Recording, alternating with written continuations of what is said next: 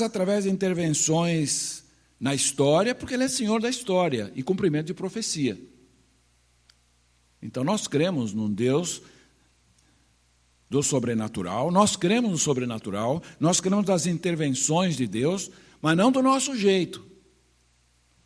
Não sob o comando de algum homem, não sob a exigência de algum homem. Não sob expedientes, escusos de colocar Deus em dívida. Deus é soberano, foi e sempre será soberano. Jesus operou basicamente 3 tipos de milagres, um sobre as enfermidades, muitos deles sobre as enfermidades. Curas instantâneas e completas de doenças orgânicas, não funcionais. Não era questão de dores ou que precisasse algum outro processo para confirmar a cura, certo? Não precisava uma chapa, não precisava nada disso para confirmar a cura. Isso era manifesto visivelmente perante as pessoas. O leproso, com a carne apodrecida pela lepra, Jesus dizia: quero ser limpo. E imediatamente a pele da pessoa ficava como de uma criança. O paralítico, o cego de nascença, o surdo-mudo, essas pessoas imediatamente se levantavam pelo poder de Jesus Cristo, glorificavam a Deus perante a multidão, e não havia como contestar, como 99% dos milagres reivindicados hoje, não há como confirmar isto. Alguém estava com dor na coluna e não está mais, isso não é milagre. Não é milagre.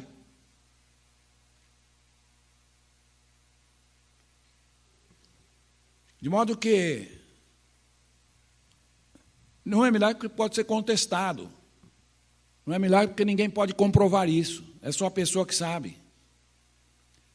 O milagre era um sinal para outros. Agora, se os outros não podem testemunhar isso, não podem comprovar isso visualmente, então não é milagre. Podemos dizer: Deus não pode tirar a dor de uma coluna de uma pessoa. Ele pode fazer isso, mas é uma providência de Deus em relação àquela pessoa. Não um milagre no sentido de demonstrar poder de alguém para curar, etc. Então, os milagres de Jesus eram incontestáveis. Os próprios inimigos diziam: nós não podemos negar. Os inimigos.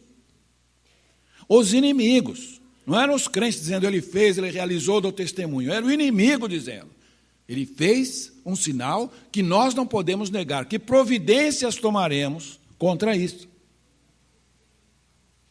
Outro tipo de sinal de Jesus foi sobre os poderes infernais, os poderes das trevas.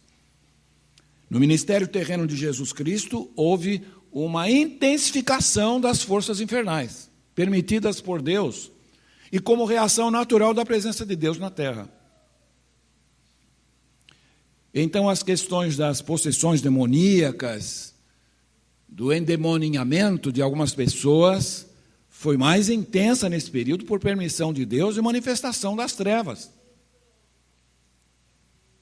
Lembram-se que no Egito, quando Moisés fez os primeiros milagres, os sacerdotes de Faraó conseguiram imitar alguns sinais de Moisés? Janes e Jambres, o cajado de Moisés que se tornou em serpente, Janes e Jambres colocaram os 2 cajados e se tornaram serpentes também. Só que a serpente de Moisés devorou as outras 2. Então há contrafacção, o inimigo tem poder. E quando o poder de Deus, em alguns momentos históricos, se manifestou de uma maneira incontestável, visível, o inimigo também contra-atacou, realizando dentro da sua esfera de poder contrafacções também. As possessões demoníacas foram muito intensas na época de Jesus dos apóstolos, exatamente por causa disso. A manifestação real de Deus realizando milagres reais. E o inimigo colocou toda a sua força para neutralizar a influência do poder de Jesus Cristo. Depois nós vemos que a questão do fenômeno do endemoniamento arrefece que nas epístolas você não tem nenhuma orientação de exorcismo. As epístolas não prescrevem às igrejas nada em relação a uma pessoa endemoniada. Por que será? Porque não era mais uma preocupação geral das igrejas essa questão. A estratégia do inimigo adapta-se às circunstâncias. E o terceiro tipo de sinal de Jesus foi o sinal sobre a natureza. Andar sobre as águas, sobre a natureza. Multiplicar pães é sobre a natureza. Transformar água em vinho é sobre a natureza. E acalmar a tempestade é sobre a natureza.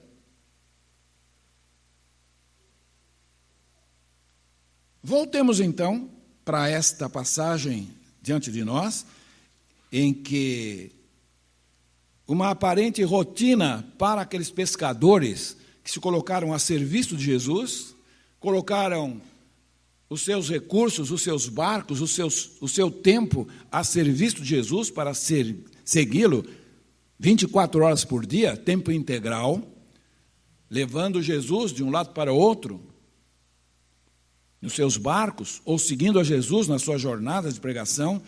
Esse dia era um dia como outro qualquer para pescadores afeitos à vida no mar. Uma travessia comum, entra para bordo, issa as velas e singram as águas, levando a bordo o Salvador. Quantas e quantas vezes haviam eles enfrentado as águas do mar da Galileia?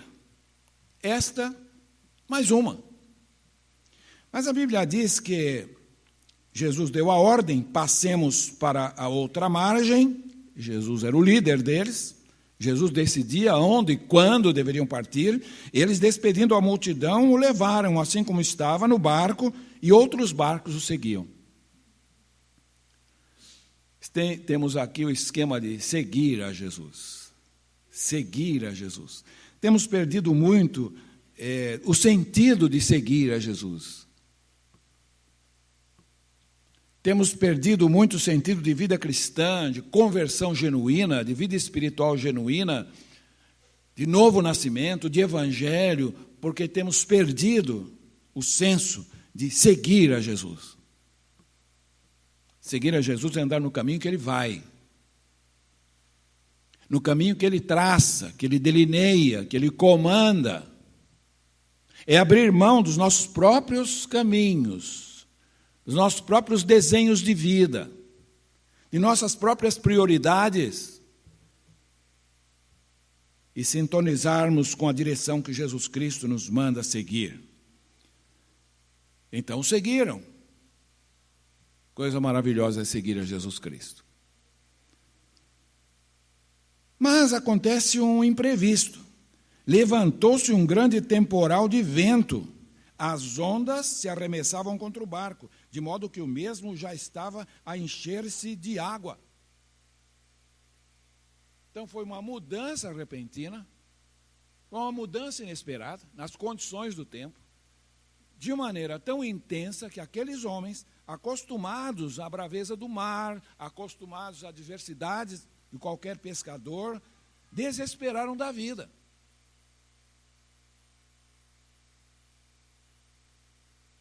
Talvez uma tempestade jamais vista antes por eles, nessa intensidade.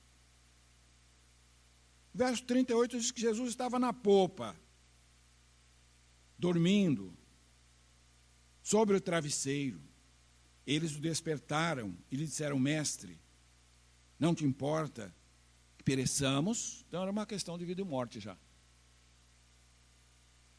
Como se aqueles profissionais dos mares dissessem: esgotamos todos os nossos recursos. Não há o que um pescador, que um navegante, um profissional das águas do mar possa fazer de todos os processos de emergência a que lançamos mão até agora. Entre nós e a morte, não falta mais nada. E agora que eles vão para Jesus, que estava dormindo sobre o travesseiro, eles o despertaram e oraram. Mestre, não te importa que pereçamos? Isto é uma oração. E ele, despertando, repreendeu o vento, disse ao mar: acalma-te, emudece. O vento se aquietou e fez-se grande bonança. Obediência imediata dos elementos da natureza. Sobre uma só expressão de ordem de Jesus. Calma-te, emudece, e imediatamente a bonança se fez sentir. A palavra usada aqui é grande bonança. Não foi um arrefecimento pouco a pouco, não foi algo que foi acontecendo à medida que os elementos da natureza vão se adequando às novas condições. Foi algo instantâneo. Acalma-te, emudece, ponto. Grande bonança. E aí Jesus lhes faz uma serena advertência: porque sois assim tão tímidos, no sentido de temerosos, né? No sentido de desesperados. E lhes lembra a questão da fé, de confiar em Deus. Eles, por sua vez, ficaram possuídos de grande temor e diziam uns aos outros: quem é este que até o vento e o mar lhes obedecem?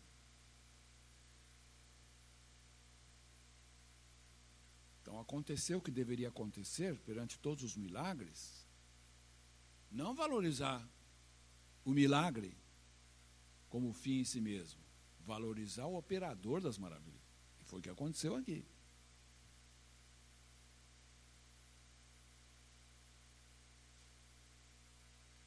Apesar da evidência poderosa do que aconteceu ali, aqueles homens que experimentaram a pior tempestade que já viram na vida, e aqueles homens que experimentaram a mais imediata calmaria que já viram na vida, eles perguntaram: quem é este? Quero dizer 3 coisas a respeito desta passagem. 3 lições desse milagre de Jesus sobre os elementos da natureza, acalmando a tempestade. Primeira lição: este milagre nos ensina que devemos ver a vida como a vida é. Primeira lição: nós devemos ver a vida como a vida é realmente. Há algumas maneiras das pessoas verem a vida. O Dr. Masaharu Taniguchi, fundador da Seicho Noie, ensina que não existe doença, não existe mal, é tudo projeção da mente.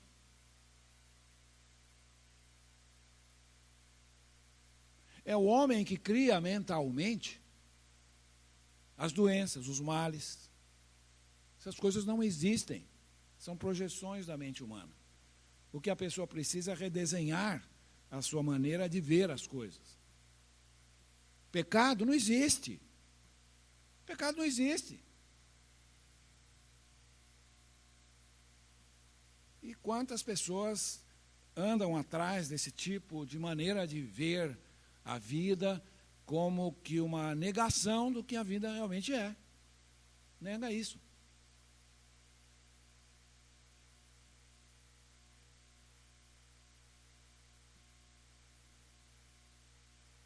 Outra maneira de ver a vida é como se nós pudéssemos ter controle sobre ela. E nós pudéssemos dizer a Deus: eu não aceito o desemprego, eu não aceito a enfermidade, eu não aceito essa provação porque estou passando, eu não aceito a perda, eu não aceito as decepções da vida. Como se a pessoa pudesse dizer: eu não aceito. Isso não é ver a vida como a vida realmente é. é um tipo de fuga também da realidade.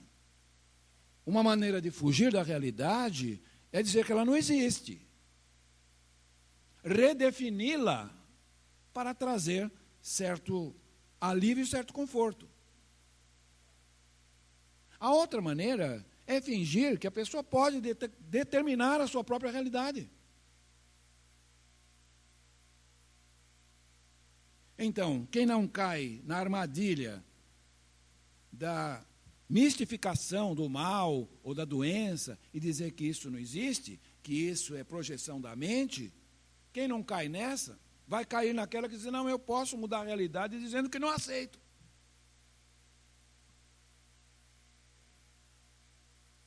Certo? Eu posso negar a realidade mobilizando os meios, manipulando os meios, manipulando Deus. E se eu souber manipular a Deus, ou souber quem o possa manipular, eu poderei desenhar minha realidade. Esse milagre nos ensina que a Bíblia não quer que nós fujamos da realidade. A Bíblia quer que o crente veja a realidade como a realidade é. A vida como a vida realmente é. Existe aquela história de ver a realidade com otimismo ou pessimismo. Aquela história do copo. Apresenta um copo com água até a metade. E você vai perguntar, o que você vê aqui? O pessimista vai dizer, é um copo meio vazio. O otimista vai dizer, é um copo meio cheio.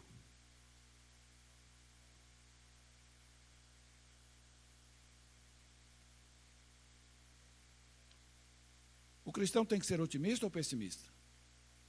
O cristão tem que ser realista. Esse é o ponto. A Bíblia foi escrita não para que fosse para nós a negação da realidade. A Bíblia foi escrita para mostrar que nós não temos o controle da realidade. Certo? Que nós devemos ser realistas. O crente não pode, não deve, não precisa ser ingênuo, e nem se deixar levar ingenuamente. A vida é assim. Um dia que começa como qualquer outro, parece que é aquela rotina, de repente algo se abate sobre a vida da pessoa. E aquilo muda o desenho dessa vida dali para frente, em muitos aspectos. Às vezes até de maneira irrecorrível, não é?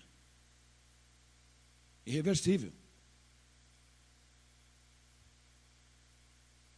Então vamos enxergar a vida como a vida realmente é. Nós vivemos neste mundo sujeito aos percalços das mesmas outras pessoas. Nós não estamos como crentes com um seguro contra o dia mau. Como crentes não estamos seguros contra as adversidades, as provações, as dores, o sofrimento. O livro de Jó foi escrito sobre isso. O primeiro livro inspirado a ser escrito foi o livro de Jó. E a temática foi o sofrimento. Para dizer que o justo também sofre. Talvez por razões diferentes do injusto.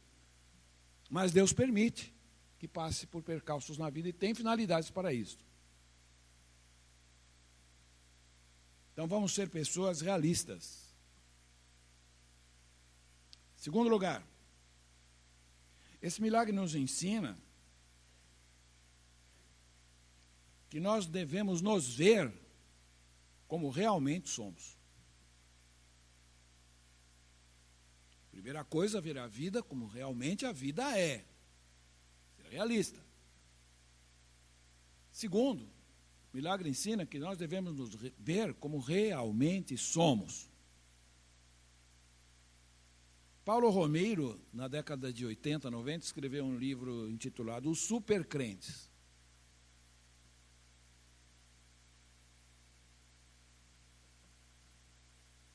Eu sou filho do rei, eu sou filha do rei.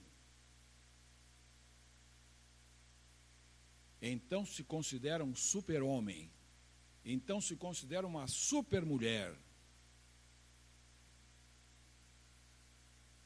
uma visão de si mesmo, não como realmente é, talvez como gostaria que fosse, talvez como imagina que fosse, talvez como algum canto de sereia digam que você é. Ou tire as ilações erradas de um fato. Você é filha do rei, sim. E você é um filho do rei, sim, se você se converteu, sinceramente. Filhos por adoção. Herdeiros de Deus e co-herdeiros com Cristo. Levam o nome do Senhor. Ele tem o seu nome em suas mãos, escritos lá no céu. Então é filho, então é filha. Então herdeiro é herdeira. Vai julgar os anjos. Vai julgar os anjos.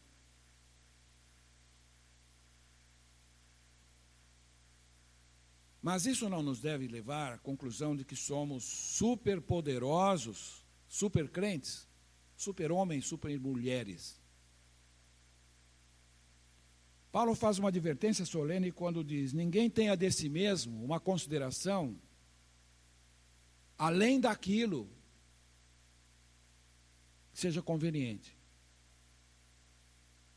Ou seja, não se veja como um supercrente.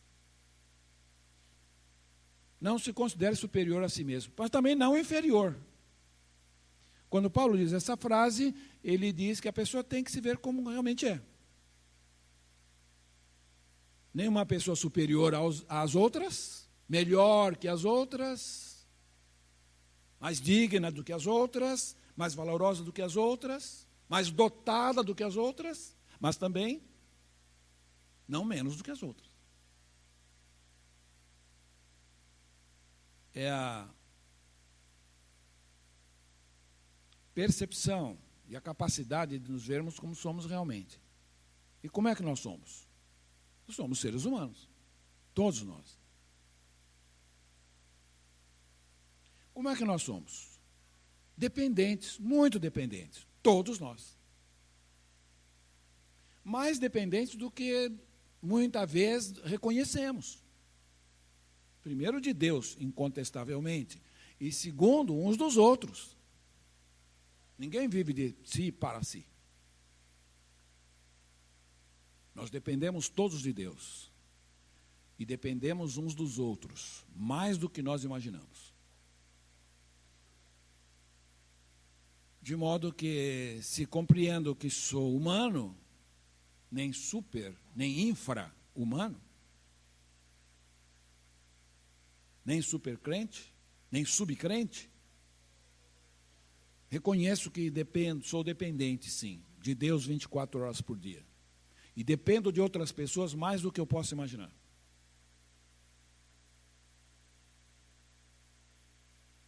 Essa consideração é muito importante para a formação do caráter de uma pessoa.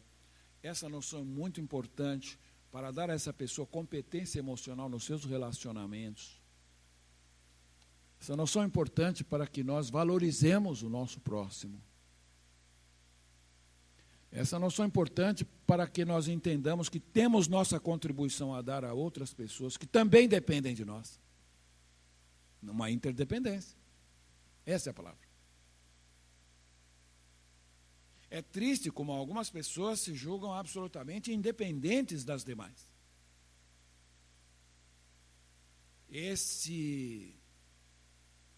Essa maneira de ver a vida, essa visão de mundo, tem passado para dentro do cristianismo, porque há muitas pessoas que se dizem cristãs e são desigrejadas, pessoas sem igreja.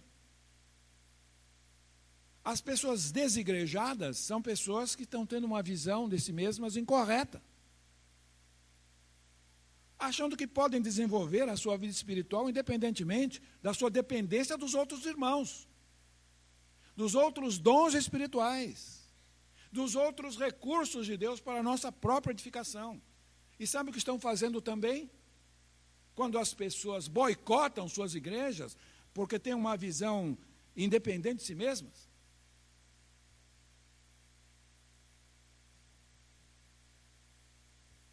elas não participam, elas nada dão, elas nada rendem, elas nada significam para as vidas dos outros irmãos. Elas não se importam com os outros irmãos. Isso é uma visão irrealista da vida cristã. O Novo Testamento é pleno de mostrar que a conversão leva ao corpo de Cristo. A cada dia acrescentava o Senhor à igreja aqueles que iam sendo salvos. Vai salvando individualmente, mas não os deixa independentes, como crentes, soltos no espaço. Isso não existe. Como se pudessem conduzir a vida cristã por si mesmos, sem nada dar, sem nada receber, sem participar do corpo. Isso não existe. Essa noção não é da Bíblia Sagrada. Então, gosto desse milagre, porque me ajuda a ser realista e ver a vida como a vida realmente é. Quando os reveses virem, não ficar perplexo e nem duvidar de Deus e não desesperar. Segundo, que eu me veja como realmente sou uma pessoa absolutamente dependente de Deus em primeiro lugar e do povo de Deus em segundo lugar. Assim como é absoluta insensatez dizer eu conduzo minha vida sem Deus, é a mesma insensatez dizer eu sou crente e conduzo a minha vida sem igreja. É a mesma insensatez. Porque é ter uma visão de si mesmo irreal. E finalmente, a terceira lição do milagre de Jesus acalmar a tempestade, ela nos ensina a ver Jesus como ele realmente é. A ver Jesus como realmente é. Havia um hino cantado pelos vencedores logo no começo, muito embora um só Jesus exista, nem todos sabem vê-lo como é. Filósofo, poeta, comunista, ou mesmo um hippie, já se disse até. Vencedores por Cristo. Mas Jesus é bem mais importante quando se sabe do seu grande amor. Por isso, é preciso hoje que se cante Jesus, Filho de Deus, o Salvador. Vencedores por Cristo. Jesus é Deus homem. Homem que, por sua condição de humanidade, dormia sobre um travesseiro.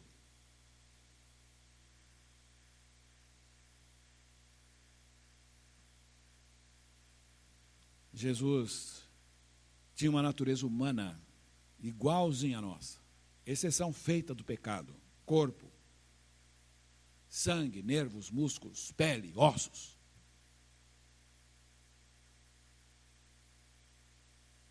Identificou-se conosco, compartilhando a nossa humanidade, para poder conviver e tabernacular conosco, é Deus conosco.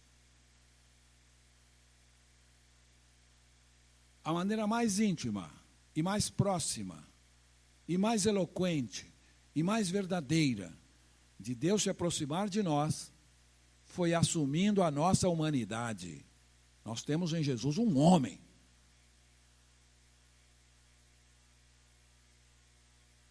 Então, se queremos ver Jesus como Jesus realmente é, temos que ver em Jesus o irmão,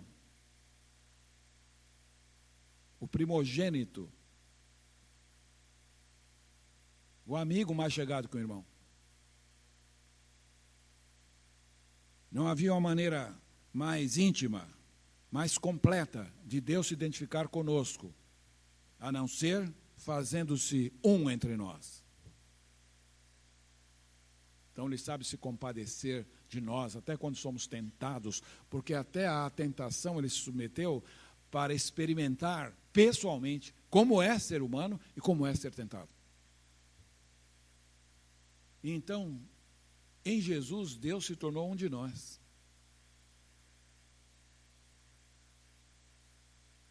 Como muita gente não entende a humanidade de Jesus Cristo, não é?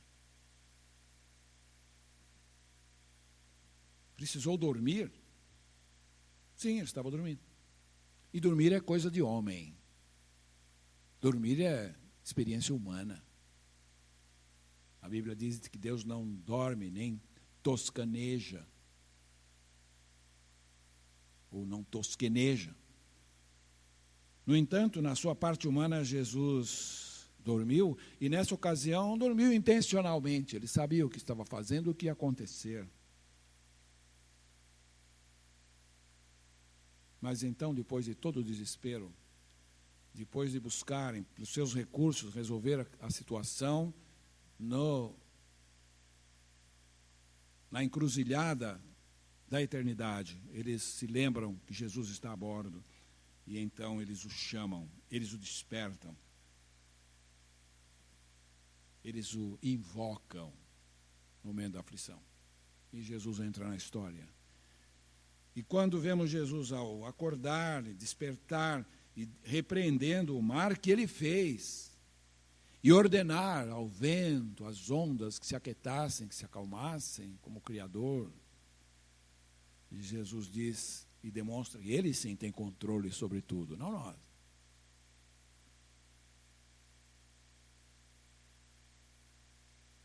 Vamos ver Jesus como Jesus realmente é. Muitas vezes ele deixa que nós esgotemos os nossos recursos porque não quer pessoas acomodadas. No primeiro século, muitos crentes não estavam trabalhando mais, porque diziam, não preciso, o reino de Deus já está aí mesmo, vou trabalhar mais. Aí como é que sobreviviam? Iam almoçar com Geraldo, iam jantar com Israel, iam tomar o chá das 11 com Ananias, já marcavam o café da manhã na casa do Floriano Peixoto. Viviam na casa dos irmãos. E Paulo falou, o que é isso? Vocês não querem trabalhar? Eu tenho uma receita boa para quem não quer trabalhar. Pare de comer. Não seja pesado aos irmãos. Vão à luta. O crente precisa fazer sua parte, sim. Precisa dar o seu tudo, o seu máximo. Às vezes, a mão de Deus não se projeta sobre nós, porque não demos o máximo. Enquanto o Senhor perceber que você tem algo para dar e você não rendeu, Ele vai deixar você continuar se esforçando. Não passe para Deus a parte que compete a você. Faça a sua parte, ao máximo. Quando você chegar ao limite, é aí que a mão de Deus entra. Ele não vai fazer o que o homem faz. Há um hino aí muito famoso dizendo, remove a minha pedra. Isso não existe, Deus não remove a pedra de ninguém. Quem fez o hino, infelizmente, não leu bem o texto. Jesus falou, tirai a pedra, é o homem que tira, não é Deus. Então o hino já começa errado, tirai a minha pedra, ou remove a minha pedra. Não, Deus não remove a pedra de ninguém. São pessoas que removem suas próprias pedras. E depois o Senhor faz o resto. Ressuscitar é com Ele. Deu para entender? Então vamos ver Jesus como Jesus realmente é. Ele tem poder sobre todas as coisas. Ele pode subverter e reverter qualquer situação, porque Ele é a autoridade máxima. Mas Ele só vai fazer isso quando esgotados todos os nossos recursos pessoais. Quando nós abrimos o nosso cofre de virtudes e nós já gastamos todos os nossos recursos, é nesse momento que a mão de Deus vai entrar. Muitas vezes nós queremos que Deus já resolva o problema antes de nós começarmos a dar as primeiras soluções. Mas quando Deus vir que você fez o seu melhor, que você esgotou os seus recursos, nesse momento você vai experimentar o poder de Deus. É assim que Jesus age. Ele não faz por nós aquilo que nós podemos fazer, porque o Pai que faz isso, faz pelo Filho, o que o Filho pode fazer, não está criando um filho. Está criando outra coisa. Porque o dia que faltar um recurso adicional, esse filho não está preparado para viver por si mesmo. Ajudar na emergência, quando os recursos não... Isso é normal. Nós temos que nos ajudar porque nós dependemos uns dos outros. Mas jamais resolver pessoalmente o problema de quem quer que seja. Dê condições para a pessoa resolver. Deus não quer filhos imaturos. Deus não quer cristãos retardados. Quer cristãos proativos. Quer cristãos consagrados. Quer cristãos prontos ao sacrifício. Quer cristãos que se entreguem a Ele. Quer cristãos que se esgotem antes de esperar a sua intervenção. Porque quando isso acontece, aí sim, Jesus entra em ação e vem uma bonança, como nunca antes nós vimos. Que Deus nos abençoe. Nós vamos agora, antes de passar a palavra para a nossa direção, fazer nosso momento de consagração.